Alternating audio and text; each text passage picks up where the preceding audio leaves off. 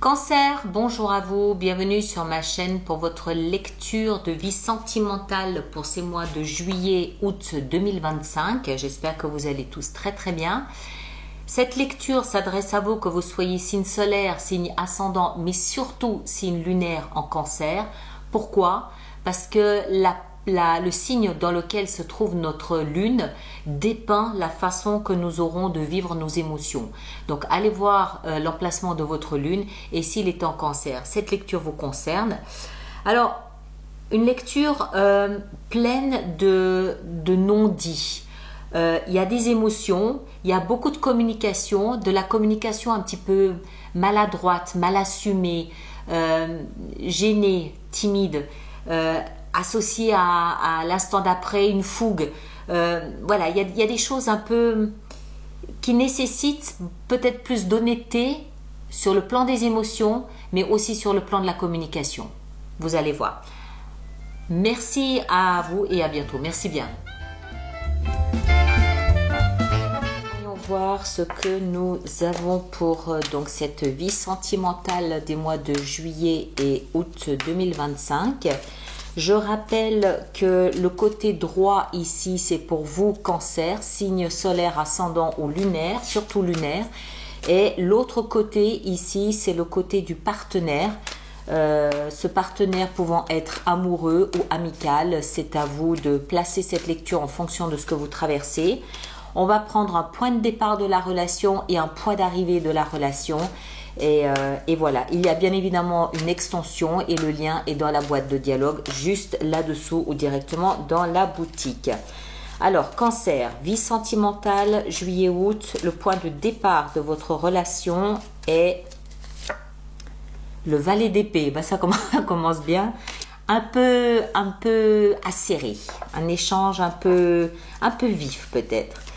Deuxième position, c'est votre état d'esprit à vous. On a le chariot, très bien, c'est votre énergie. On a ici l'état d'esprit du partenaire, le fou. Ok, très bien. Troisième position ici, c'est les actions que vous engagez. Cancer, quelle action vous engagez pour votre relation? Vous engagez la tour.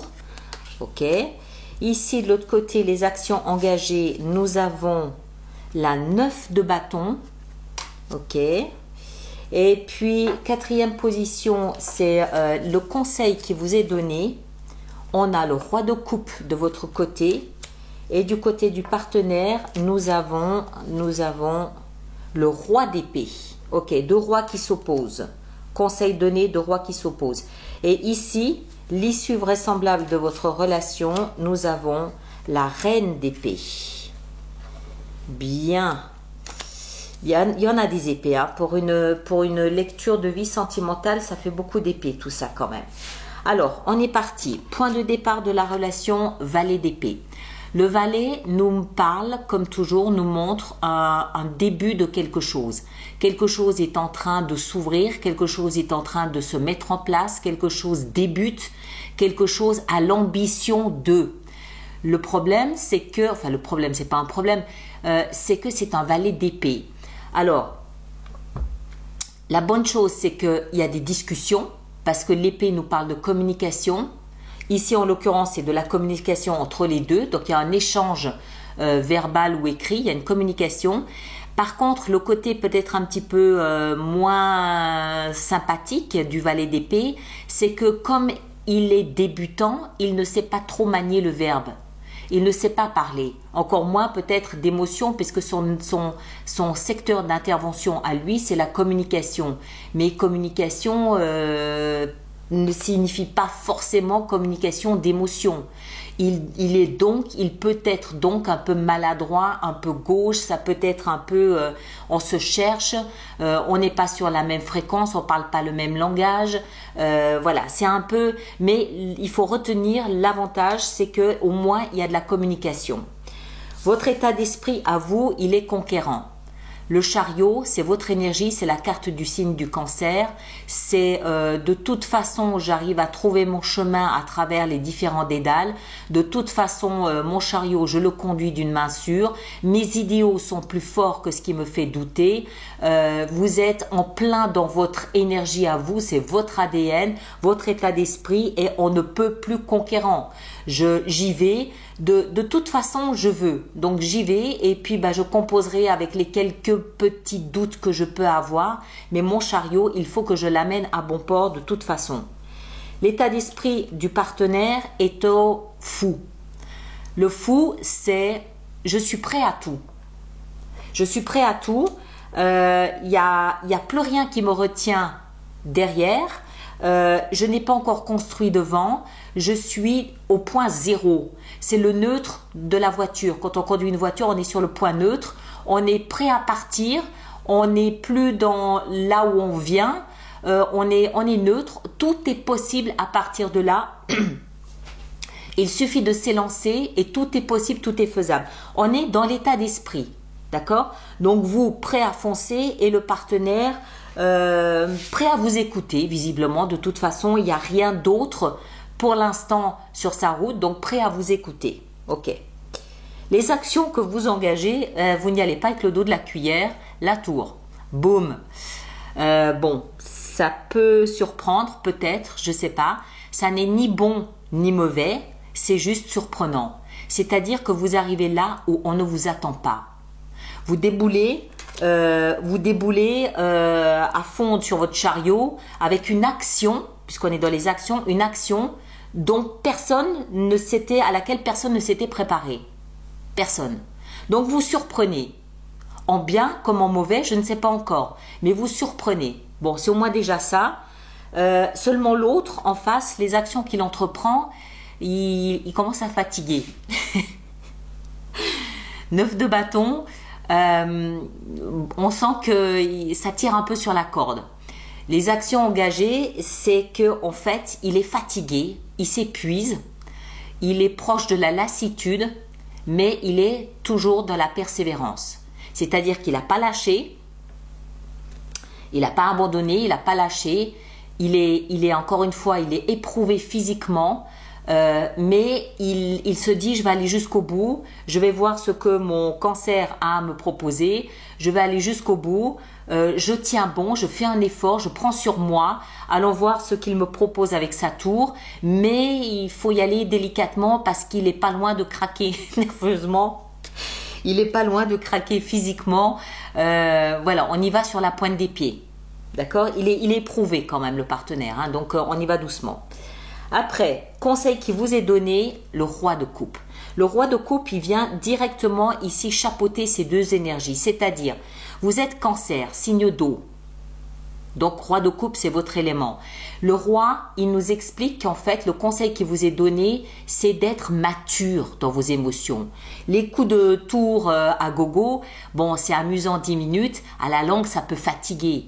Donc, le conseil donné ici, c'est en fait d'être responsable de vos émotions, de les assumer, d'être comme le roi de coupe, c'est le bon père de famille, c'est l'homme bienveillant, empathique qui veille sur son petit monde.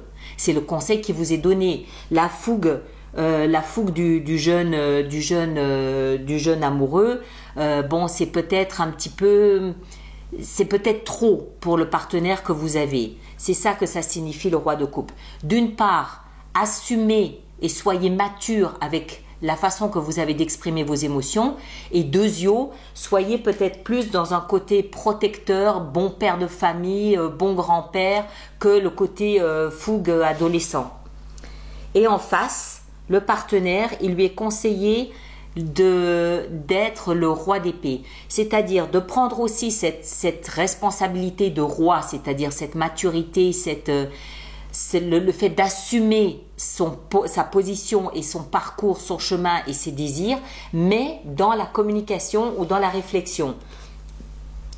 Le roi d'épée, c'est une énergie qui est très concentrée sur la réflexion, sur le cérébral, sur le mental, sur l'analyse et sur la communication. Donc s'il est fatigué, il charge à lui de l'exprimer d'une façon très mature et très responsable. Si vos exubérances l'épuisent, charge à lui de l'exprimer de façon très mature et responsable. Il lui est conseillé à travers le roi d'épée de prendre sa part de responsabilité en communiquant et en intellectualisant un petit peu peut-être ce qui se passe pour pouvoir disséquer ce qui lui plaît, ce qui lui plaît pas et décider s'il part avec vous ou pas.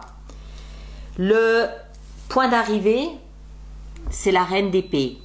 La reine d'épée, c'est le même concept que le roi d'épée, mais en féminin. C'est-à-dire qu'il y a une notion il y a le principe féminin qui s'invite et je suis en train de brûler ma fleur.